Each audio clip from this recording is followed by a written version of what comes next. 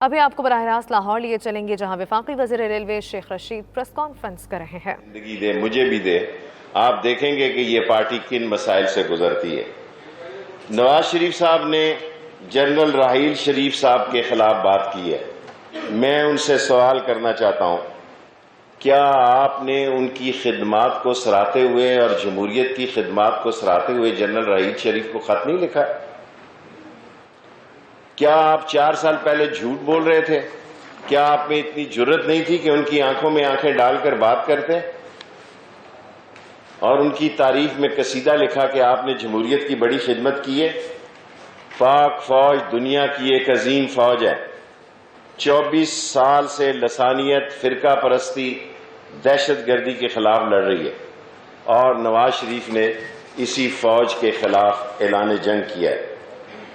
اور میں یہ کہنا چاہتا ہوں، کوئی مسلم لیگی اپنی پاک فوج کے خلاف بی جے پی جو ہے اس کا کارکن پاک فوج کے خلاف ہو سکتا ہے، کوئی مسلم لیگی پاک فوج کے خلاف نہیں ہو سکتا۔ آج یہ عدالتیں ان کو بری لگتی ہیں۔ میں تیز اس لیے پڑھ رہا ہوں کہ میں نے 10 سے 15 منٹ میں ختم کرنا ہوتا ہے، میں اپنا یہ وتیرہ جو ہے ختم نہیں کرنا چاہتا۔ آج ان کو یہ عدالتیں بری لگتی ہیں۔ جس وقت جسٹس ملک قیوم بیٹھا ہوا تھا، نسیم حسن شاہ بیٹھا ہوا تھا، جسٹس تارڑ بیٹھے ہوئے تھے، اس وقت ان کو بڑی پیاری لگتی تھی، کیونکہ یہ فونوں پہ احکامات دیتے تھے کہ اس کو اتنی سزا دو اور اس کو اتنی سزا نہ دو۔ اور آج بھول گئے آپ کے جنیجوں کی پیٹھ پر آپ نے چھرا مارا، اور چھرا مارنے میں آپ کا رول تھا، آپ عبوری وزیر اعظم اور عبوری وہ بنے۔ میں یہ ابھی نون لیگ کے خلاف باتیں کر رہا ہوں۔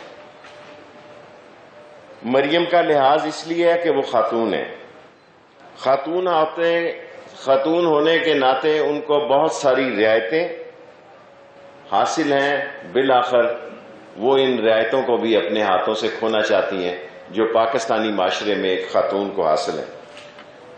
اور لوگوں کو یہ بتائیں کہ ان کے چچا پہ کیا کیس تھا، کم از کم اتنی جرت تو کریں، جہاں وہ اتنی باتیں کر رہی ہیں یہ بتائیں نا وہ 17,000 روپے کے ملازم سے 9 ارب روپے کی ٹرانزیکشن کیسے ہوئی، اور ان کے والد صاحب ابھی تک کسی ہسپتال کیوں نہیں گئے؟ وہ بڑی شدید بیماری میں مبتلا ہیں، اور ایک ایسا شخص جو وزیر اعظم بھی تھا اور یو اے ای میں نوکر بھی تھا۔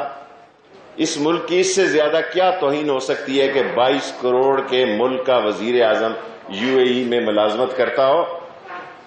آپ کہتے ہیں کہ ہم نے این آر او نہیں مانگا، میں نے آج تک یہ بات کبھی نہیں کی۔ یہ بارگین کر رہے تھے، آن اوتھ کہہ رہا ہوں، یہ بارگین کر رہے تھے، اس میں بہت سارے اور بھی لوگ شامل تھے۔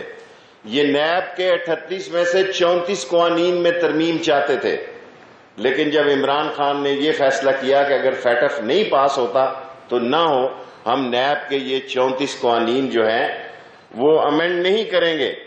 اور آج یہ باتیں کرتے ہیں، اپنی تاریخ بھول گئے ہیں یہ لوگ۔ یہ ڈارچسٹر ہوٹل کے نیچے گاڑیاں انتخاب کر رہے تھے جب ان کے والد مرحوم خدا اس کو جنت نصیب کرے، اس کا فون آیا اور آپ کو ایکسائز اینڈ ٹیکسیشن افسر فوجی جوتوں کی طفیل بنایا گیا۔ یہ فوجی جوتے تھے اور یہ گیٹ نمبر 4 کی آپ پیداوار تھے، اور یہ فوجی جوتوں سے نکل کے آپ ایکسائز اینڈ ٹیکسیشن کے وزیر بنے۔ اور وہ فوج جو ٹڈی دل کے خلاف، جو کرونا کے خلاف، جو سیلاب کے خلاف، جو دہشت گردی کے خلاف، اور ML1 کی حمایت میں، اور فاٹا کے الائنس کی حمایت میں، اور بھاشا کی حمایت میں، اور نیلم جیلم کی حمایت میں جس فوج نے عظیم کردار ادا کیا ہے، اس فوج پر آج آپ کو باتیں اس لیے سجائی دیتی ہیں۔ 1 سال آپ کی زبان کو کیا تکلیف تھی؟ 1 سال تک آپ اور 10 مہینے تک مریم صاحبہ خاموش رہے کیونکہ آپ بارگین کر رہے تھے۔ میں خدا کو گواہ بنا کے کہتا ہوں کہ یہ بارگین کر رہے تھے اور میرے اسلامی دوستوں کے ساتھ بارگین کر رہے تھے۔ تم کہتے ہو کہ یہ بیانیے کا وقت ہے، تیاری کرو، آپ کے خلاف عدالتوں کا وقت ہوگا، آپ کو عدالتوں میں صفائی دینی ہوگی۔ اور یہ میں پہلی دفعہ نہیں کہہ رہا، پہلے بھی کہہ چکا ہوں اس لاہور کے میڈیا کے سامنے، اب میں پنڈی کے میڈیا میں بھی ایک پریس کانفرنس کیا کروں گا کیونکہ ان کو شکایت ہے کہ میں لاہور اور کراچی کرتا ہوں۔ جی آپ بتائیں کہ آپ نے مودی سے تنہائی میں کیا ملاقاتیں کی؟ آپ پاکستان سے مودی کو کیوں فون نہیں کرتے تھے؟ آپ دوسرے ملکوں کے سے جا کے مودی اور جندال اپنے بزنس پارٹنر کو فون کرتے تھے۔ دنیا سی پیک کی مخالف ہے، دنیا میں سازش ہو رہی ہے پاکستان میں سی پیک کے خلاف، اور سی پیک کے خلاف گٹھ جوڑ اس وقت لندن میں ہو رہا ہے، اور آپ اس گٹھ جوڑ کے سب سے بڑے محرک ہیں۔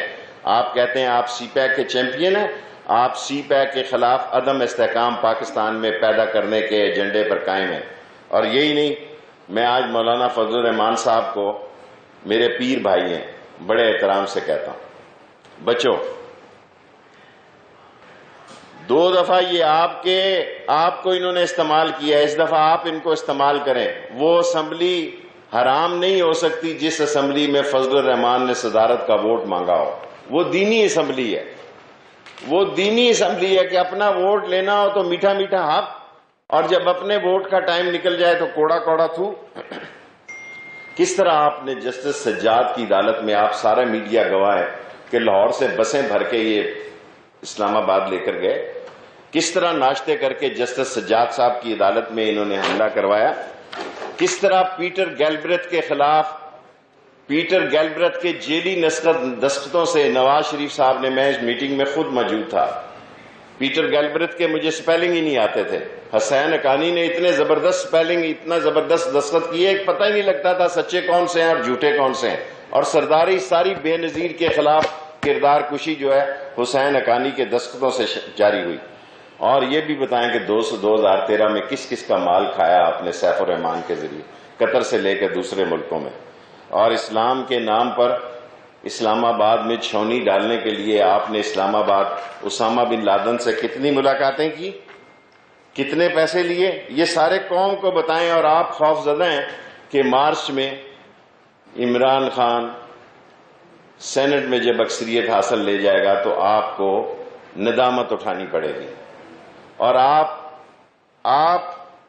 اس میڈیا میں آپ کو 3 دفعہ موقع ملا ہے، جو میڈیا جو ہے کبھی مفرور مجرم بھگوڑے اور فراری کو 3 مرتبہ لائیو نہیں دکھاتا، اور ڈان لیگ سے انکاری اور اقراری کے ساتھ وہ سسٹم جو یہ کہتے ہیں کہ بیٹھ گیا تھا، کیا کہتے ہیں اس سسٹم کو جی؟ R T S system. ذرا کاغذات نکالیں کہ آر ٹی ایس سسٹم سے 5 ممبر جو تھے وہ تحریک انصاف کے تھے، جو 50-50 اور 100 ممبروں ووٹوں سے ہارے۔ وفاقی وزیر railway Sheikh Rashid press conference کریں دے، مجھے بھی دے، آپ دیکھیں گے کہ یہ پارٹی کن مسائل سے گزرتی ہے۔ نواز شریف صاحب نے جنرل راحیل شریف صاحب کے خلاف بات کی ہے،